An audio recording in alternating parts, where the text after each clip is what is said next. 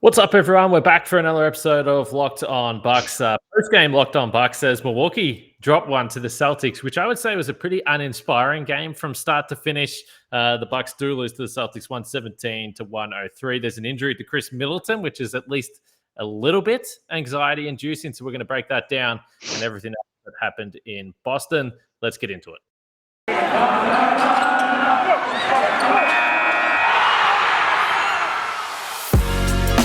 You are Locked On Bucks, your daily Milwaukee Bucks podcast, part of the Locked On Podcast Network, your team every day. Welcome to Locked On Bucks. I'm your host, Kane Pittman. You can see and hear me on this show daily and also find my work over at ESPN. And joining me today, the founder of brewhoop.com and longtime voice of the podcast, Frank Madden, for today's episode that is brought to you by Truebill. Truebill is the new app that saves you money by helping you identify and stop paying for the subscription services you don't want or need, and can even negotiate better deals on those that you want to keep. And as always, we thank you for making Locked On Bucks your first listen of every single day. And if you're a Bucks fan, perhaps you're waking up a little bit disappointed today. I mentioned right off the top, Milwaukee lose to the Celtics 117 to 103, but perhaps more concerning from this one, Frank. And unfortunately, we've had to become experts at knee hyperextensions. We know what happened to Giannis in the postseason. Obviously, George Hill's missed some games here recently with a hyperextension of his own. And Khris Middleton, his left knee went down in the third quarter of this game. The good news out of the locker room is that it appears that they're at least feeling somewhat positive about the early diagnosis with this injury. But let's just say this is the last thing the Bucks need. Khris Middleton missing any type of time. Yeah, I mean, they've obviously had the really nice run with Khris, Drew, and Giannis kind of all being back, have come back down to earth here in the last week with a couple of down games. But yeah, I mean, this season, like kind of games like this and, sort of the kind of the record where they're at 18-11, it feels very much like last season overall. But last season, they really had great health other than Drew's COVID stint, right? And obviously this season's been a really different story. And the injury list is kind of comedically long right now. Obviously, as long as you've got your top three guys, you can't complain too much, in the grand scheme of things. Bucks have played pretty much every good team the Bucks have played, with the exception of opening night when even the Nets were missing Kyrie. But it seems like they've been just running into teams left and right who've been missing key players. So, that's just kind of the way it is right now. But yeah, obviously, seeing Khris go down and my immediate reaction, I don't know. I mean, like looking at the way he injured himself, in fact that he got right back up immediately. And as you alluded to, hyperextensions, like they look bad. And I think a lot of people have probably experienced them. And not that we're comparable to professional athletes, but again, famous last words here, but I honestly wasn't as worried just because, again, they often aren't mechanisms that lead to like torn ACLs or kind of these like worst case type scenarios. And the fact that, Khris kind of got up immediately and obviously he had to leave the floor, but let's just say this was not quite as scary as Giannis's hyperextension in last year's playoffs against the Hawks, where, literally couldn't get up and, he was on the floor for minutes and, you felt like the world was ending. So, I mean, we'll see what it is. I also think back to Joel Embiid last year. I would say a much scarier hyperextension. I think he was out 3 weeks. So again, this isn't the term hyperextension again is a mechanism. It's not a diagnosis. But you just hope that, this is something that's maybe a week-long injury or something like that, or worst case, maybe it's 2-3 weeks, which again is not good because the Bucks have looked pretty bad when Khris Middleton hasn't been out there giving them kind of that combination of playmaking and scoring that he's so good at. But it's a long season, and you just hope to dodge kind of major bullets. And again, the reality of an 82 game season is you're going to have to miss guys at some point. So we'll just have to wait and see. But certainly the news from the locker room was at least somewhat encouraging. Not that we're necessarily taking Mike Budenholzer's commentary on injuries at face value, but it certainly beats the no update, no timeline, usual lines that we hear from Bud. Yeah, I mean, when it comes to a hyperextension, I think you really hit the nail on the head that sometimes they look horrifically scary. And like the Giannis one did because of the violence in the hyperextension. Yeah. That was the same with the Joel Embiid one. This one, not so much. Of course, knees are so finicky that it doesn't necessarily mean anything. But he was able to walk off and, he kind of got down the floor and then made the decision that he had to go off. So I guess, like all these things, we'll have to wait until tomorrow until they get some scans done and confirm.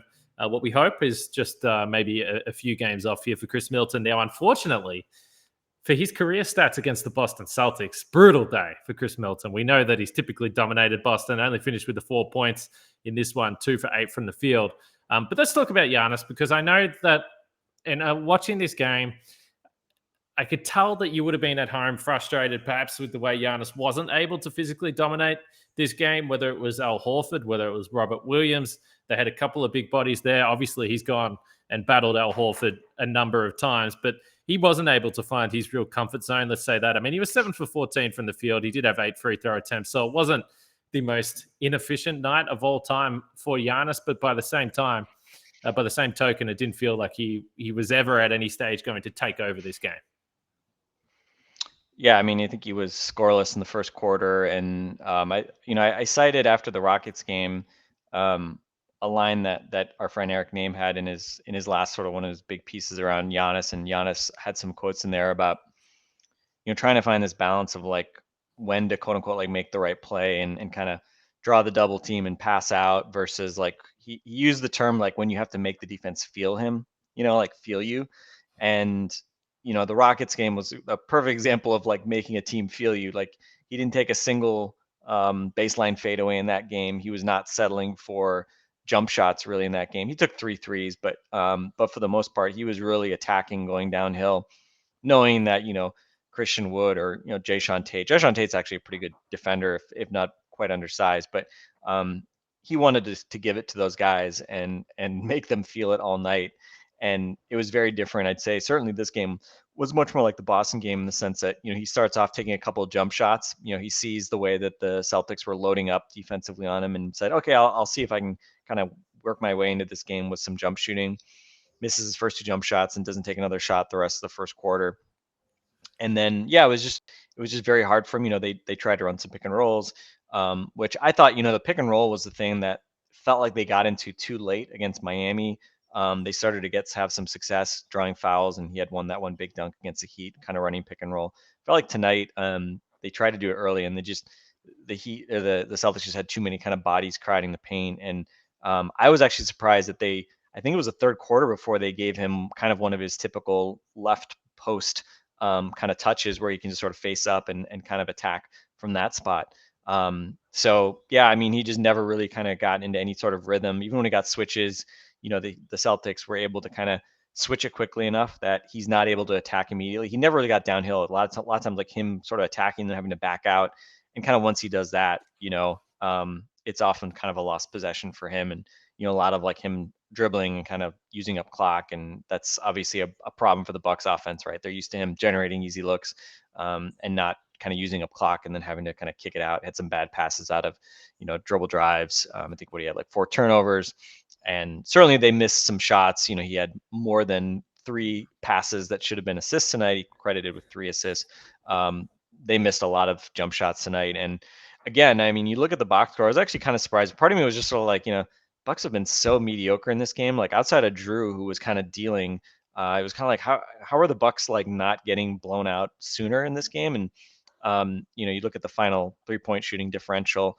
We talked for quite a while. The Bucks were having a lot of opponent 3-point shooting luck. We've seen that really start to reverse in the past week. There's no, Jedi mind tricks that they're, using defensively tonight. They got lit up again, 20 out of 47 from 3, and the volumes are really crazy right now. They're giving up, the highest percentage of 3-pointers attempted out of total shots in the Bud era, and I think they're second just behind the Heat in terms of like total proportion of opponent shots. So even without Brook Lopez, the aggressive defense that they're playing with Portis and even Cousins at times, teams are working the ball around and they're getting tons and tons of threes. And They still haven't shot the lights out against them. I think last I checked this afternoon, I think they were like 12th now in opposing 3-point defense. It was like third or fourth like a week or two ago. So we've seen that number go sideways. It's going to continue to go sideways, once you bake in the numbers from tonight. So, in a weird way, it's kind of like, oh, well, it's encouraging that they are still 8th in defense after this game. When you consider that the 3-point defense has not been as lucky here in the recent stretch. But I think certainly, even though they outscored Boston 44-38 in the paint, that surprised me. I figured the way like Tatum was getting past guys, it felt like the Celtics were getting, beating their guys one-on-one, and obviously they don't have the kind of rim protection you're used to having with Brook. But for the most part, Bucks were basically being forced to help, and a lot of kickouts, a lot of open threes. It obviously really hurt the Bucks, and that was the difference in the game, was the 3-point shooting, because the Bucks did a good job on the defensive glass. They didn't foul much, but again, 59% on twos, that's not good. So even though they didn't necessarily give up a ton of paint points, they obviously did not hold the Celtics down to an inefficient shooting night inside the arc. And then of course, 3-point shooting. I mean, when you have the kind of differential we shot tonight from the 3-point line, 11 out of 36 versus 20 for 47. That's tough. Those are the games where you need Giannis to, or Khris from the mid range, or Giannis in the paint to really dominate. And obviously, none of those things happened tonight. So before I forget about it, I want to get to a couple of questions about the defense that I had for you, particularly because we've had listeners in the comments, both on Twitter and on YouTube, that have been asking this question. So I want to throw these at you. But speaking about forgetting about things, I'm always forgetting about subscriptions. So let's talk about Truebill, which is the new app that helps you identify and stop paying for subs that you don't need, want, or simply forgot about. On average, people can save up to $720 a year with Truebill. Because companies make subscriptions hard to cancel, Truebill makes it incredibly simple. Just link your accounts, and Truebill will cancel your unwanted subscriptions in one tap. And Truebill Concierge is there when you need them to cancel unwanted subs, so you don't have to. Don't fall for subscription scams. Start canceling today at truebill.com/lockedonnba. Go right now to truebill.com/lockedonnba. It could save you thousands a year. That's truebill.com/lockedonnba. And when you're trying to do that, the one thing that I always think about, if I'm trying to go to Truebill, cancel subscriptions, I want to do it with comfortable socks on. And Stance can help you out, because I'm telling you, these are the most comfortable socks on the market. And by the way, big reaction to this Stance ad read. People love Stance socks. Founded in 2009, Stance apparel represents a radical reinvention of socks, underwear, and active apparel. With a sharp focus on comfort, quality, and creativity, Stance brings an atypical aesthetic alongside some of pop culture's hottest collaborators for the ultimate in style and self-expression. And I don't know what your favorite designs are, Frank, but I don't know if you're a fan of Batman, The Goonies, Star Wars, The Office. You can maybe get some Dwight socks off The Office, Harry Potter, Disney, Marvel, Bob Marley. I don't know. They've got them all. But these are the types of things you can find when you check out Stance gear there. Then this is what you're going to be looking at stance.com. So Stance believes the perfect fit matters more than fitting in. That those who feel good do good. Go see for yourself. Register for an account at stance.com and get 15% off. Who would have thought 15% off Stance socks? Doesn't get much better than that. Just use the promo code Locked On at the checkout to apply. Enjoy the color and comfort of a life less ordinary with Stance. By the way, Kane, I got to ask you. So when I listen on off days, I just listen to the pod. I don't watch YouTube. When did you move into a suburban house from your apartment? You've got a Christmas tree behind you. It looks like a from a, I don't know, some sort of a home advertisement behind you here. What's going on here? I'm not used to this. Yeah, so I'm actually in the bad books. So this is my parents' house right now, and they're not very happy with me because I came down. So as you know, Frank, I've been doing some TV stuff over here in Australia. I've got a couple of new gigs. Fantastic. Those that are looking at YouTube might think, listen, this is enough. Why do people want to look at you on the TV screen? I don't know the answer for it. But I came back to see my parents for what I thought was going to be one night. We're having a great time. We're drinking some wine. Everyone's really happy. And then I get a text saying that there was multiple positive COVID tests at the studio. And now I'm stuck here in isolation. And now they're worried that I've given the whole family COVID. So I'm kind of in the bad book. So trying to do the right thing, come back with family, and now we're all just waiting to find out if everyone's got COVID. So this is the world we live in. But the background is very nice. The Christmas tree is there, so Mum is at least happy that her living room is on display. And you're podcasting while in the health and safety protocol, so shout out to you for that. Which feels very fitting, actually, given the way the NBA has been going the last few weeks and all the players that are in health and safety protocol. Obviously, Wes Matthews, as far as the Bucks go, but I'm feeling good. That's the main thing. So, as far as the defense goes, we had a number of questions, and you kind of hinted to it, just about the 3-point shot. And it's almost at times reminded you of the old Bucks. And we've discussed the reasons why. They might be blitzing some of these pick and rolls, or they might be sending quick doubles in situations that they haven't in the past when they've been a little more conservative. And I think part of the reason is because when you had Brook Lopez out on the floor, they're so comfortable playing the defense that they've played for a number of years. But what are you actually seeing from this defense? And I know, again, we've spoken about Boogie Cousins a couple of times trying to ambush the ball handler. Most of the time, it hasn't worked. Occasionally, he's been able to poke the ball away and lumber down the court to try and pick up the loose ball. But what are you actually seeing from this Bucks defense with Bobby Portis as the starter? And, obviously, this new life we have with no Brook Lopez. Yeah, it's kind of funny. Boogie tonight, +4. So he wasn't, they didn't lose the game in his minutes tonight. He had a couple threes, had a block, was okay. But I don't know. Like the game against the Rockets, what he play 4 minutes, and Alperen Şengün kind of took him and Bobby and kind of gave them the rented mule treatment. It's interesting. It's just so weird now, like watching the Bucks playing. 2 out of their 3 big men are really not good defenders at all and pretty exploitable. I think it's interesting. We talk about kind of the Bud era, and we think we align that so closely to this view of the zone drop defense with Brook Lopez, or last year going to a scheme where at times they could go smaller, and at times they could switch everything. But again, not that they were like always switching everything. So it's just kind of weird seeing in the past week, like and again, DeMarcus didn't blitz every time tonight or something like that, but just seeing how much, like, Bobby's pretty regular now. He shows, he's probably showing very high on the screen. It's basically like a double, and then he's got to, they have to recover back. It requires a lot of, work from the rest of your defense. It looks a lot more like, the Jason Kidd scheme of yesteryear than probably one.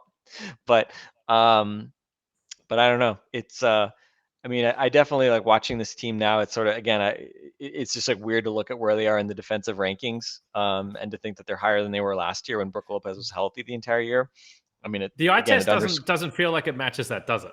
No, it does not feel like the defense is, anything special. And, again, part of, when you play Grayson Allen, 30 minutes every night, instead of, compared to the playoffs, PJ Tucker, essentially, right? Like, essentially what you're swapping. Of course, you're swapping offense for defense, right? That's implicit in that type of decision. But yeah, I don't know. The results have obviously not been bad, but I definitely am skeptical of the sustainability of that group being enough. And we've highlighted it, that January 7 is the date that kind of the contracts guarantee Boogie's and Wes's. And I don't know. Let's just say I hope that we have a better sense of when Brook Lopez is coming back at that point, because man, I don't really see Boogie as more than just sort of a regular season Band-Aid here for like 10 to 15 minutes per night. And again, I think some nights it's going to be something out of a problem. But the interesting part, you look at Boogie's, on-off numbers, which, I would always kind of look at those very closely, just because you worry about, again, can he just be exploited too badly on defense? He's been, those numbers are terrific in limited minutes so far.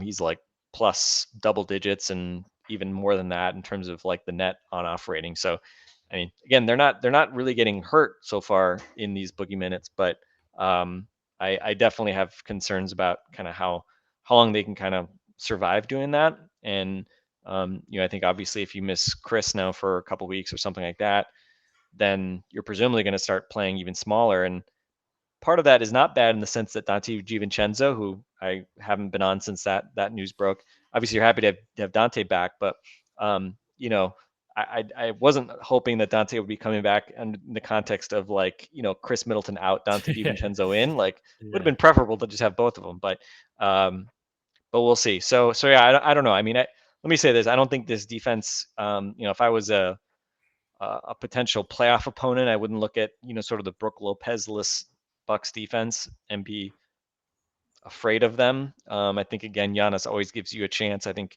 he had a couple plays tonight where he was playing center field in pick and roll coverage, and he almost makes terrific plays and things like that. But yeah, I would say it's definitely an area of concern.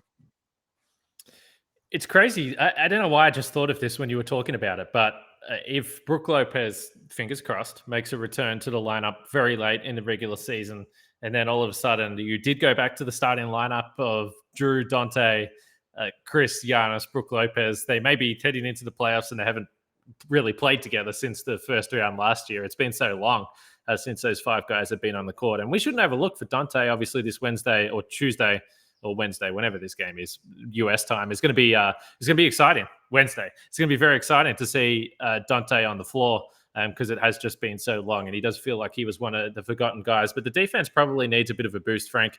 But if you're interested in Boost Mobile, for instance, then you've come to the right place. You can switch to Boost Mobile for the power of saving money, because with Boost you get the power of a free 5G phone, so you can listen to all the latest episodes. The power of three unlimited data lines for $30 a month per line, so your family can harness all that brain power too, and the power of one of America's largest 5G networks, so you can do it all at the speed of 5G. With all that money you'll save and all that knowledge you'll gain, just how powerful could you become? I don't know. It's one of life's great questions. Switch to Boost Mobile and find out. Get a free Samsung Galaxy A32 5G when you switch to one of America's largest 5G networks. More power to save. Boost Mobile. We have to add the disclaimer here. Free phone limited to new customers and one per line. Additional restrictions apply. Offers coverage not available everywhere or for all phones or networks. See boostmobile.com for details.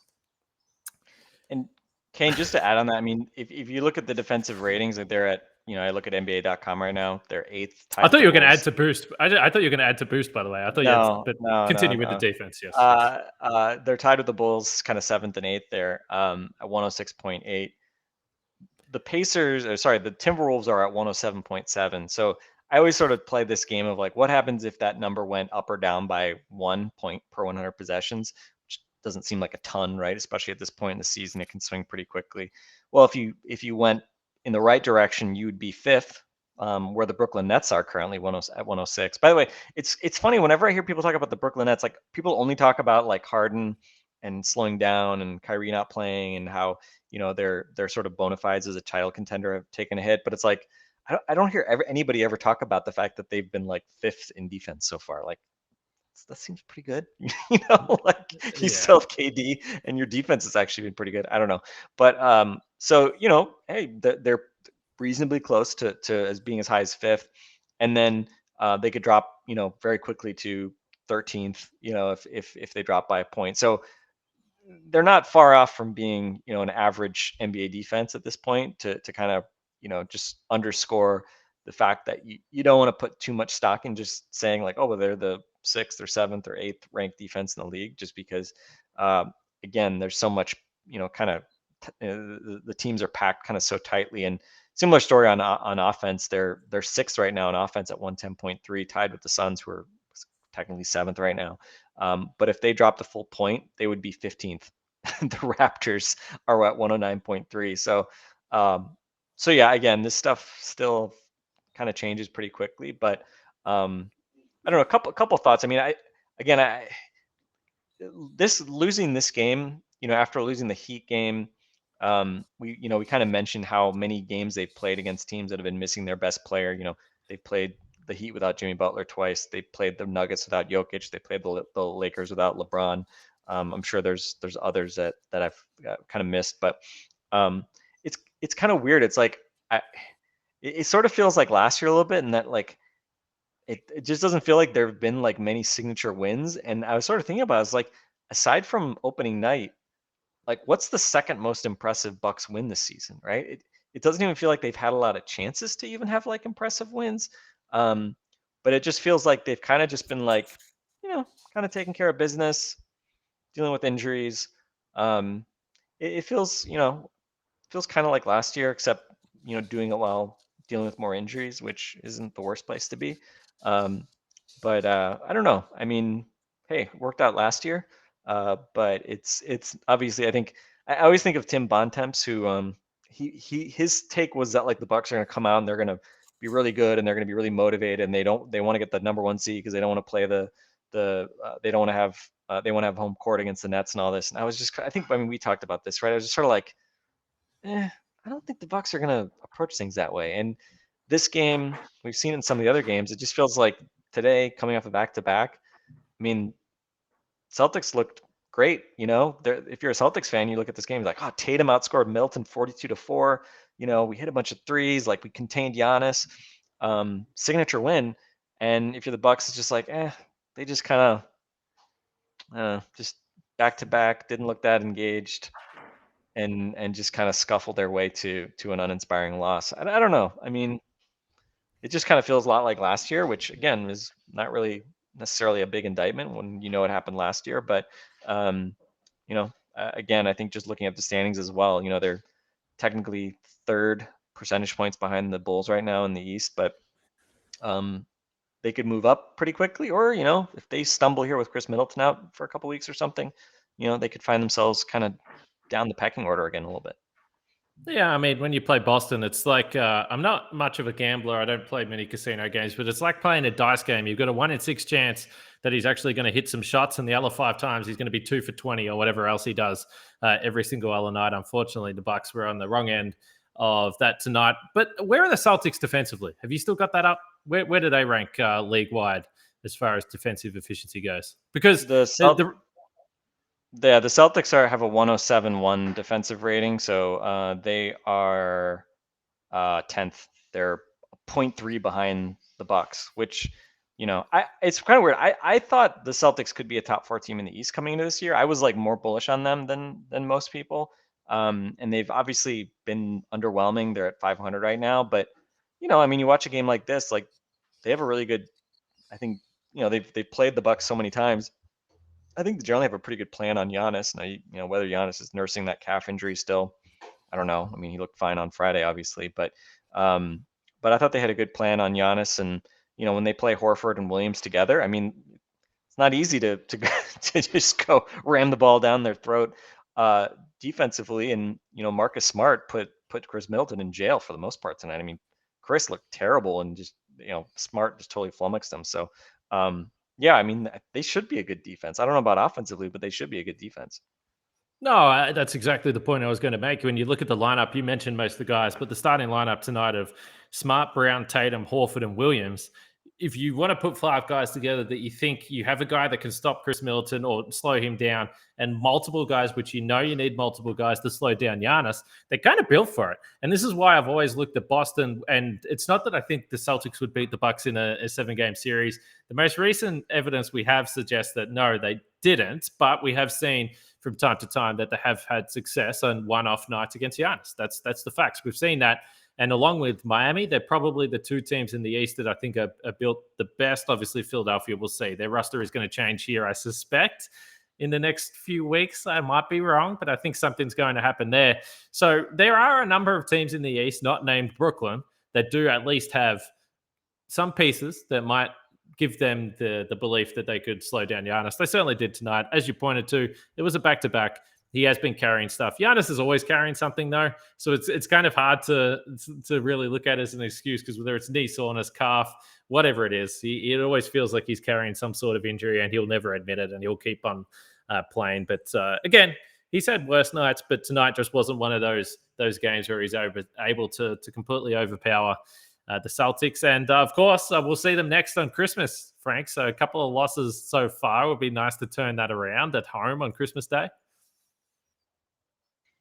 Yeah, and I think Boston's won 4 out of 5 against the Bucks. 2 2-0 this year and 2 out of 3 last year, if I remember correctly. I think they only played 3 times last year. The opening night win, and then they split those 2 games in Milwaukee. So obviously the first game, no Giannis, and I don't think Khris played in that one either. Right? I think it was just Drew and the B team.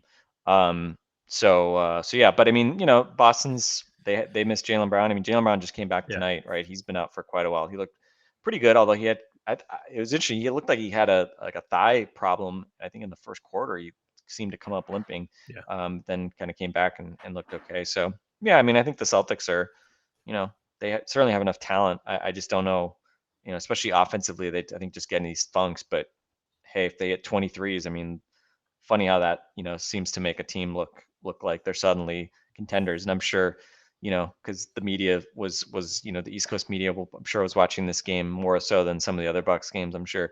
I'm curious if this is going to reignite some of the Celtics optimism, but I don't know. We'll see. We will see. Bucks and Pacers, one night off. Then they've got Indiana, so they're going home. So they, what did they do on this road trip? Did they split it? That means they split 2-2.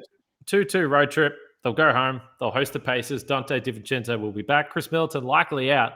But as I said, by the time we podcast tomorrow, we should have some sort of update there, and we can talk about Khris and whatever the fallout is from the hyperextended knee. As we wrap it up, make sure you check out the Locked On Bets podcast with your boy Q and handicapping expert Lee Sterling. They've got you covered for everything you need there if you're into that type of thing. But we'll leave it there. The Bucks 18-11.